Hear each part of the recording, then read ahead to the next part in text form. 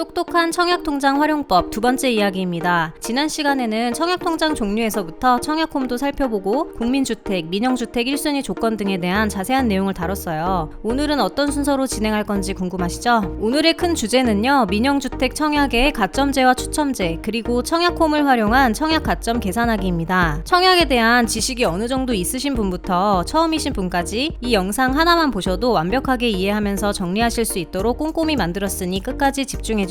이렇게 진행해볼게요. 워밍업 첫 번째로 가지고 계신 청약통장을 써도 되는 건지 간단하게 체크하고요. 워밍업 두 번째로 너무 자주 나오는 개념이죠. 투기과열지구, 조정대상지역, 청약과열지역의 규제지역에 대해 살펴보고 갈게요. 워밍업 세 번째로 민영주택 청약의 가점제와 추첨제 비율이 어떻게 달라지는지 보겠습니다. 자, 다음 네 번째부터는 더 본격적인 내용이죠. 청약홈의 청약가점 계산기와 함께 청약가점 계산을 직접 해볼 거예요. 워밍업이 쉽게 느껴지시는 분은 바로 이 4번 청약가점 계산부터 시청하시면 되겠습니다. 마지막으로 헷갈리기 쉬운 점들을 정리해서 예시 문제를 들어 함께 풀어보겠습니다. 그럼 시작해볼게요. 끝까지 시청해주세요. 워밍업 첫 번째입니다. 오늘 주제가 가점제, 추첨제, 점수 계산 얘기가 나오는데요. 제가 가지고 있는 청약통장 이거 바로 청약에 써도 되는 건가요? 자, 첫 번째 순서도를 보시면서 체크해보시면 좋겠는데요. 맨 왼쪽부터 볼게요. 청약통장이 있으신가요? 자, 예스에 체크하셨나요? 다행인데요. 그러면 가지고 계신 청약통장 종류는 무엇인가요? 저희가 이전 영상인 청약통장 활용법 1편에서 청약통장에는 4가지 종류가 있다고 말씀드렸었는데요. 기억이 안 나실까봐 살짝 볼까요? 네, 맞아요. 바로 주택청약 종합저축, 청약저축, 청약예금, 청약부금 이렇게 4가지였죠. 물론 현재 발급을 하신다면 가능한 상품은 파란색으로 표시되어 있죠. 만능통장으로 불리는 주택청약 종합저축 한 종류입니다. 자, 이 중에서 들고 계신 통장이 초록색으로 표시된 주택청약 종합저축, 청약예금, 청약부금 중 하나다. 그러면 민영주택의 청약이 가능하거든요. 오늘 가점제와 추첨제 그리고 가점 계산하기를 완벽히 끝내보실게요. 아니, 그런데 저는 예전에 만든 통장인데 펼쳐보니 상품명이 청약저축이네요. 어떡하죠? 청약저축 통장의 경우는요, 8호제곱미터 이하 국민주택에만 청약이 가능하네요. 청약부금과 청약저축의 경우 청약예금으로 상품 전환을 할 수 있는 한 번의 기회를 줍니다. 청약예금으로 바꾸고 나면 모든 평형대의 민영주택에 청약 가능한 통장으로 변신하는 거죠. 더 자세한 청약통장에 대한 기본적인 이야기는 이전 영상인 청약통장 활용법 1편을 봐주세요. 가점제, 추첨제는 민영주택 이야기입니다. 오늘 주요 내용이 민영주택 청약이라는 것 잊지 마세요. 국민주택과 민영주택 어떻게 구분하는지 살짝 헷갈리시는 분들을 위해 스피드한 복습. 몇 가지 아파트, 몇 가지 브랜드 이미지로 한눈에 찍듯이 국민주택과 민영주택을 구분해 볼까요? 왼쪽이 국민주택입니다. 한국토지주택공사, LH, 주공아파트로 통칭을 해서 부르기도 하는데요. 뜰한채, 휴먼시아, 안단테 등은 모두 시기가 다른 LH 아파트의 브랜드였죠. 오른쪽이 민영주택인데요. 국민주택이 아닌 나머지 모든 주택이라고 생각하시면 쉽습니다. 수많은 종류가 있는데 우리가 잘 아는 자이, 힐스테이트, 레미안 등의 대형 건설사 브랜드들과 생소하지만 국민주택이 아닌 기타 브랜드들이 바로 민영주택이 되겠습니다. 워밍업 두 번째로 넘어갈게요. 투기과열지구, 청약과열지역, 조정대상지역을 우리가 규제지역이라고 말하는데요. 이 규제지역에 따라서 민영주택의 가점제와 추첨제 비율도 달라지고요. 대출을 하실 때도 제약이 있습니다. 간단히 살펴보고 갈게요. 투기과열지구는 주택에 대한 투기가 성행할 우려가 높은 지역을 투기 억제를 하기 위해 관리하는 지구인데요. 국토교통부 장관이나 시도지사가 심의를 거쳐 지정하고 해제하고 합니다. 서울특별시는 전역이 포함되어 있는 것을 볼 수 있네요. 비슷한 의미로 시도지사가 주택청약의 지나친 경쟁과 과열을 방지하기 위해 지정하는 지역이 청약과열지역인데요. 투기과열지구와 겹치는 지역도 보이죠? 조정대상 지역도 마찬가지로 주택법에 근거하여 국토교통부 장관이 부동산 시장 과열을 막기 위해 지정을 합니다. 눈으로 한번 봐두시고요. 여기서 기억하실 점은 민영주택 가점제에서 투기과열지구와 청약과열지역의 1순위 가점제, 추첨제 비율이 달라진다는 점 하나, 그리고 청약에 당첨되었을 때 중도금 대출을 받으셔야 되거든요. 이때 대출 한도가 주택담보비율의 40%까지, 투기과열지구는 가능하시고 청약과열지역과 조정대상 지역은 50%까지 가능하다는 점입니다. 마지막 세 번째 워밍업이네요. 자이에 살고 싶어요, 레미안에 살고 싶어요 등등. 좋아요, 민영주택 청약을 해야 되는데 그럼 가점제와 추첨제 비율이 어떻게 달라지는지 볼까요? 일반적인 민영주택의 당첨자 선정 기준입니다. 민영주택의 1순위는 최초 입주자 모집 공고일을 기준으로 분양을 하는 해당 지역 거주자이거나 인근 지역에 거주하는 만 19세 이상인 자를 이야기합니다. 당해 물량 하는 것을 들어보신 적 있으세요? 당해는 해당 주택 건설 지역 거주자를 줄여서 말하는 건데요. 요새 인기 많은 청약 아파트들은 바로 1순위, 그것도 당해에서 끝나는 경우가 대부분입니다. 다시 말하자면 그 아파트를 짓고 있는 곳에서 사는 사람들이 1순위로 우르르 넣어버리면 거기서 그냥 마감이 되어버린다 이 얘기예요. 민영주택 청약을 위한 청약통장의 종류, 요건, 금액 등에 대해서는 저희 이전 영상에서 자세하게 다뤘으니 참조해주세요. 여기서 보면 주택이 건설되는 시군 해당 지역에 거주하는 청약 신청자에게 우선적으로 공급을 하고 미달시 자녀 세대를 인근 지역에 거주하는 청약 신청자에게 공급한다고 했어요. 1순위를 이야기하고 있다는 것 이제 아시겠죠? 결국 인기 있는 곳은 당해에 우선적으로 공급하고 미달되면 인근 지역 거주자에게도 공급한다는 이야기를 하고 있네요. 물론 핫한 지역은 당해 물량으로 끝나버리고 없겠지만요. 아래에 있는 노란 박스에서 여기서 나오는 인근 지역의 개념은 그래도 알고 넘어가야죠. 묶여있는 부분이 바로 인근 지역의 범위입니다. 만약에 경기도 파주시에서 분양하는 아파트에서 미분양 물량이 나왔어요. 그러면 미달됐잖아요. 이 자녀 세대를 인근 지역에서 청약할 수 있다는 얘기예요. 근데 이때 저는 인근 부산 사람입니다. 이렇게는 안 된다는 말이에요. 보시면 인근 지역으로 경기도 같은 경우에 서울특별시, 인천광역시로 묶여있죠. 그러면 인천에 거주하면 경기도 미달 물량에 인근 지역인이 청약할 수 있지만 같은 인근 지역의 범위가 아닌 곳의 거주자는 안 된다는 이야기가 되겠네요. 여기서 잘 보면 인근 지역에 세종시가 안 보이죠? 세종시는 예외이기 때문인데요. 얼마 전에 분양 갔었던 세종 리첸시아 파밀리에가 생각나네요. 세종시는 세종시 거주민 50%에 전국에서 50%의 비율로 뽑는다는 점, 경쟁률은 높지만 알아두시면 좋겠네요. 다시 돌아와서 1순위, 2순위 입주자 선정 기준에서 민영주택의 경우를 볼게요. 일반적인 민영주택은 가점제와 추첨제 비율이 40% 이하, 60% 이상으로 선정되는 것이 기본입니다. 청약하려는 아파트가 속해 있는 지역이 투기과열지구나 청약과열지역 같은 규제지역에 속하지 않고 수도권에 지정된 공공주택 지구도 아니며 8호제곱미터 초과 공공건설 임대주택도 아닌 경우를 이야기하는데요. 정리하자면 즉 공공과 관련 없는 비규제 지역은 민영주택 8호제곱미터 가점제 40% 이하, 추첨제는 60% 이상이다. 8호제곱미터 초과는 추첨이다. 이렇게 정리되겠네요. 그러면 규제지역인 경우를 살펴볼게요. 8호제곱미터 이하 면적으로 투기과열지구의 경우 가점제 100%, 청약과열지역의 경우 가점제 75%에 추첨제 25%입니다. 참고로 이 비율은요, 현재 2021년 5월 기준이고 정책 등의 상황에 따라 변동이 될 수 있으니 자주 체크를 해주시면 좋겠네요. 여기서 잠깐 투기과열지구나 청약과열지역의 경우 1순위로 민영주택에 청약하려면요, 첫 번째 세대주여야 하고 두 번째 과거 5년 이내에 본인과 세대원 모두 다른 주택에 당첨된 사실이 없어야 합니다. 세 번째 무주택자나 1주택자여야 하고요. 이전 영상에서 다뤘던 부분인데 꼭 잊지 말고 기억하세요. 반짝 복습 한 번 더. 민영주택에서 청약 당첨자를 선정할 때는 지역별, 전용 면적별 예치금이 정해져 있었던 거 기억나시죠? 이때 주의할 것은 금액이 청약할 아파트가 지어지는 곳이 기준이 아니었다는 것입니다. 본인의 현재 주민등록상 거소지 기준에 해당 지역 면적의 예치금을 보셔야 하는 점이었고요. 면적별 예치금도 눈여겨봐두세요. 수도권 내 공공주택 지구에 건설되는 8호제곱미터 이하의 아파트의 경우 가점제 100%라는 것도 체크해 두시고요. 이 부분도 중요한데요. 수도권 내 대규모 택지개발지구 우선 공급이라는 것이 있어요. 당첨자 선정 방식을 볼게요. 첫 번째, 주택 건설 지역이 특별시 또는 광역시, 인천인 경우는 당해 50%를 우선 공급하고 나머지 50%는 기타 지역 거주자에게 공급합니다. 두 번째, 주택 건설 지역이 경기도인 경우 30%는 당해, 20%는 그 외 경기도, 50%를 기타 지역 거주자에게 공급합니다. 이렇게 워밍업이 잘 끝났네요. 그러면 본격적으로 청약홈의 청약 가점 계산기 화면도 참고로 봐가면서 가점제를 위한 나의 청약 가점 계산하기 한번 시작해 볼게요. 우리가 청약과 친해지려면 수시로 체크할 홈페이지가 있었잖아요. 바로 한국부동산원의 청약홈 홈페이지 어플입니다. 청약홈에서 눈여겨볼 주요 메뉴와 알림 신청 방법들은 이전 영상에서 설명해 드렸으니 참조하시고요. 그럼 청약홈에서 왼쪽 모집 공고단지 청약 연습 메뉴를 누르고 청약 가점 계산기 메뉴 클릭을 해볼게요. 모집 공고단지 청약 연습 화면이 나왔네요. 세 가지 항목으로 구성되어 있습니다. 부양가족, 무주택기간, 청약통장 세 가지 항목이죠. 좀 더 자세히 알아볼까요? 청약 점수 만점은 84점입니다. 어떻게 구성되어 있냐면요. 무주택기간 32점에 부양가족 35점, 청약통장 17점 이렇게 세 항목으로 총 84점 만점이 되겠습니다. 무엇보다 중요한 것은 본인의 청약 자격을 똑바로 알고 가점을 정확하게 계산해서 당첨 확률은 높이고 부적격 당첨은 피하는 것이겠죠? 이게 계산을 잘못해서 높은 점수로 당첨이 되었어도 부적격 당첨으로 없던 일이 되어버리는 경우도 종종 종종 있거든요. 우리한테는 당연히 일어나서는 안 되는 일이겠죠? 세 가지 항목을 좀 자세히 나눠서 볼게요. 첫 번째, 무주택 기간입니다. 무주택 기간. 미혼의 경우 만 30세부터 기간을 산정한다고 되어 있죠. 한 살 때부터 집이 없었는데요 하고 세지 않는다는 거예요. 세부 입력 항목에서 혼인신고일과 주택 소유 여부, 무주택자가 된 날이 언제인지를 묻고 있네요. 이것들을 기준으로 무주택 기간 산정이 달라진다는 것을 짐작할 수 있으시겠죠? 무주택 기간 만점은 32점인데요. 1년 미만 2점부터 시작하네요. 1년 단위로 2점씩 추가되어서 15년 이상이면 32점 최대 점수를 받습니다. 여기서 기억하실 점은 만 30세부터 미혼의 경우 계산한다고 했죠. 만 30세 미만인데 결혼을 한 경우는 혼인신고일부터 산정합니다. 이때 청약 신청자 본인과 배우자 모두를 기준으로 무주택 기간을 산정하고요. 유주택자였던 경우 마지막으로 집을 처분한 시점이 기준이 됩니다. 좀 더 자세히 보겠습니다. 무주택 기간 만 30세 이전에 결혼을 했느냐 안 했느냐, 주택을 소유한 적이 있느냐 없느냐 기준입니다. 왼쪽부터 보실게요. 주택을 소유한 적이 없는 경우예요. 이때 만 30세 이전에 결혼을 했다? 그러면 혼인신고일부터 계산합니다. 30세 이전에 결혼을 안 했다? 그러면 만 30세가 된 날부터 계산하고요. 주택을 소유한 적이 있는 경우네요. 이때 만 30세 이전에 결혼을 했다? 그러면 혼인신고일과 무주택자가 된 날 중 늦은 날부터 계산합니다. 만 30세 이전에 결혼을 안 했다? 그러면 만 30세가 된 날과 무주택자가 된 날 중 늦은 날부터 계산합니다. 한 장에 요약해보면 이렇게 되겠네요. 이때 주택에는 분양권 등도 포함된다는 것 잊지 마시고요. 2회 이상 주택을 소유했을 때는 가장 마지막 최근 무주택자가 된 날이 기준이고, 결혼을 하신 경우 청약 신청자 본인의 배우자가 결혼 전 매도한 주택은 산정에서 제외한다는 점도 기억해 두시면 완벽하겠습니다. 이때 무주택 기간 기준일이 되는 것이 무엇인지도 정확하게 알아두시면 좋겠죠. 무주택 기간에서 세대라는 말이 많이 나오고 있어요. 청약홈의 청약 자격 확인 메뉴에서 확인이 가능한데요. 내용을 숙지하시고 나중에 직접 체크해보시면 좋을 것 같네요. 무주택자 여부는 세대에 속한 전원이 무주택이어야 하는 점을 눈여겨봐야 하는데요. 여기서 직계 존속이라는 말과 직계 비속이라는 말이 자꾸 등장해서 참 사람을 헷갈리게 합니다. 직계 존속은 나를 태어나게 해주신 부모님과 부모님의 부모님, 즉 부모님, 조부모님이 되겠습니다. 직계 비속은 내 밑에서 태어난 자녀, 손자가 되겠네요. 배우자는 당연하고요. 직계 존속과 직계 비속도 세대에 속한 자에 포함된다는 말입니다. 여기서 사위와 며느리가 추가되는데요. 사위도 며느리도 아들, 딸이라고 하잖아요. 그렇게 기억하시면 편하겠네요. 본인의 형제, 자매, 배우자의 형제, 자매는 나를 태어나게 해준 존재도 내 밑으로 태어난 존재도 아니므로 세대에 속한 자가 아닙니다. 여기서 하나 주의할 점은 직계 비속 중 손자녀는 세대에 속한 자는 맞으나 조부모가 세대주이면서 손자녀가 부양가족으로 포함되려면 손자녀의 부모가 둘 다 사망한 경우, 그리고 손자녀가 미혼인 경우만 가능합니다. 문제 하나 풀고 넘어갈게요. 2020년 5월 1일에 천안 아산시의 청약 미달단지 분양권을 A씨에게 전매로 넘겨받아 매수했습니다. 이 아파트는 2019년 5월이 모집 공고일이었고요. 미달된 분양권을 사면 무주택이라고 알고 있는데 제가 무주택 상태가 맞나요? 답변을 드리면요. 2018년 11월 이후 분양권을 매수한 경우이므로 A씨에게 매매 잔금을 완납하고 실거래 신고된 날부터 주택을 소유한 것이 됩니다. 청약 미달된 단지의 물건이었으므로 만약에 A씨에게 전매로 산 것이 아니라 미분양 분양권을 최초로 계약한 경우였다면 무주택이 되었겠지만요. 참고로 이 분양권을 전매로 사서 주택 소유로 간주되었지만 만약 상속이나 증여로 양도받았다면 또 무주택으로 봅니다. 두 번째, 부양가족 항목입니다. 방금 익숙하게 보았던 본인과 배우자의 직계 존속과 직계 비속 이야기가 계속 나오네요. 이제 쉽게 느껴지시죠? 부양가족은 35점이 만점인데요. 기본 점수 5점을 주기 때문에 6명 이상이 되면 35점으로 만점이 되겠네요. 가끔 TV에 나오는 10명이 넘는 남매를 키우는 대단한 집도 부양가족 만점은 35점이라는 이야기죠. 그럼 바로 부양가족 문제를 풀어볼게요. 첫 번째 질문, 전셋집에서 부모님을 5년째 모시고 살고 있습니다. 세대주를 본인으로 변경한 지 2달이 되었는데요. 부모님이 직계존속 부양가족으로 인정이 되나요? 정답은 인정된다입니다. 청약하는 아파트 입주자 모집 공고일을 기준으로 최근 3년 이상 주민등록표상에 직계존속이 같이 등재되어 있으면 부양가족으로 인정됩니다. 청약 신청자 본인을 세대주로 변경 등록할 때에는 해당 아파트 입주자 모집 공고일 당일까지 하면 인정됩니다. 두 번째 질문, 부모님을 모시고 산 지 2년 차인데 내년에 결혼 계획이 있습니다. 결혼 후에도 부모님과 그래도 함께 지낼 계획인데 이런 경우 부양가족으로 인정이 계속되나요? 정답은 인정된다입니다. 주민등록표상에 등재되고 모시고 살던 부모님은 결혼 후에도 이전 기간과 부양 기간이 합산됩니다. 그래서 3년 이상이 되면 부양가족으로 계산하시면 됩니다. 부양가족의 기준 다시 한번 자세히 정리하고 갈게요. 배우자는 포함이었고요. 본인과 배우자의 직계존속이 부양가족에 포함되었죠. 그런데 현재 단 청약 신청자가 세대주여야 하고 3년 이상 부모, 조부모님과 동일한 주민등록표 등본에 등재가 되어 있어야 합니다. 추가로 알아두실 것이 있어요. 첫 번째, 외국인 직계존속은 인정이 안 된다는 점. 두 번째, 마음 아프게도 직계존속이 요양시설에 계시거나 최근 3년 이내에 90일을 초과해 계속 해외에 있는 경우는 또 부양가족 인정이 안 된다는 점입니다. 세 번째로, 직계존속 및 배우자가 분양권을 포함한 주택을 소유하고 있는 경우 부양가족에서 제외되는 점인데요. 만약에 그 소유한 주택이 소형, 저가주택 등에 해당되면 이때는 예외적으로 부양가족으로 인정해줍니다. 그럼 부모, 조부모님이 가지고 계셔도 부양가족으로 인정받을 수 있는 소형, 저가주택이 뭘까요? 소형 저가주택 등이란 입주자 모집 공고일 현재 전용면적 60제곱미터 이하로서 주택 가격이 8천만원, 수도권은 1억 3천만원 이하인 주택 또는 분양권 등을 말합니다. 만약 부모님이나 조부모님이 소형 저가주택 등을 1호 또는 1세대만을 소유한 경우에는 주택을 소유했지만 무주택으로 봐준다는 이야기가 되겠습니다. 다음은 직계비속에 대해 살펴봐야 되는데요. 문제로 먼저 볼게요. 세 번째 질문. 현재 대학생인 딸 1명이 호주 유학 중이고 군복무 중인 쌍둥이 아들 2명이 있습니다. 부양가족에 전부 포함을 해도 되나요? 정답은요. 유학 중인 딸 1명은 인정되지 않음, 군 복무 중인 아들 2명은 인정입니다. 해외 거주 중인 가족은 주민등록부에 함께 등재되어 있어도 부양가족 수에 포함되지 않아요. 국방의 의무를 위해 복무 중인 경우는 부양가족에 포함됩니다. 직업 군인의 경우에는 포함되지 않습니다. 부양가족 기준에서 자녀와 손자녀, 직계비속에 대해 정리하고 갈게요. 자녀는 청약 신청하는 본인과 동일한 주민등록표 등본에 등재되어 있어야 합니다. 미혼이어야 하고요. 만 30세 이상인 자녀는 1년 이상 동일한 주민등록표 등본에 등재된 경우에만 인정됩니다. 혼인했거나 혼인한 적이 있었던 자녀는 아쉽게도 부양가족으로 인정해주지 않고요. 손자녀의 경우는 부모가 모두 사망하고 미혼인 경우에만 부양가족으로 인정해줍니다. 외국인 직계비속은 부양가족으로 인정해주지 않네요. 외국인이 아니더라도 해외에 계속해서 유학 등으로 90일을 초과하여 체류 중이면 또 인정해주지 않습니다. 마지막 청약통장입니다. 청약통장 같은 경우는 계산이 편리한데요. 최초 청약통장 가입일과 생년월일을 입력만 하시면 청약홈 청약가점 계산기에서 자동으로 계산이 되거든요. 통장 가입 은행에서 조회된 자료를 바탕으로 최초 가입일을 기준 가입기간에 따른 가점이 자동 산정됩니다. 미성년자 기간은 2년만 인정해준다는 점도 지난 영상에서 다뤘었죠? 잊지 마시고요. 청약통장 가입 기간은 6개월 미만부터 15년 이상 17점 만점으로 이루어집니다. 지금까지 청약통장 만점 84점 받기 이해가 잘 되셨나요? 오늘의 큰 주제는 민영주택 청약의 가점제와 추첨제, 그리고 청약홈을 활용한 청약 가점 계산하기였습니다. 워밍업으로 첫 번째, 가지고 계신 청약통장을 써도 되는 건지 간단하게 체크했고, 두 번째로 규제 지역에 대해 살펴봤어요. 세 번째로 민영주택 청약의 가점제와 추첨제의 비율이 어떻게 달라지는지도 알아봤네요. 민영주택의 가점제와 청약 가점 점수 계산법 완벽히 정리되셨나요? 이전 영상인 청약통장 활용법 1편도 꼭 함께 시청해 주시고요. 저희는 다음번 새로운 청약통장 활용법 영상으로 찾아뵐게요. 구독, 좋아요 잊지 마세요. 감사합니다.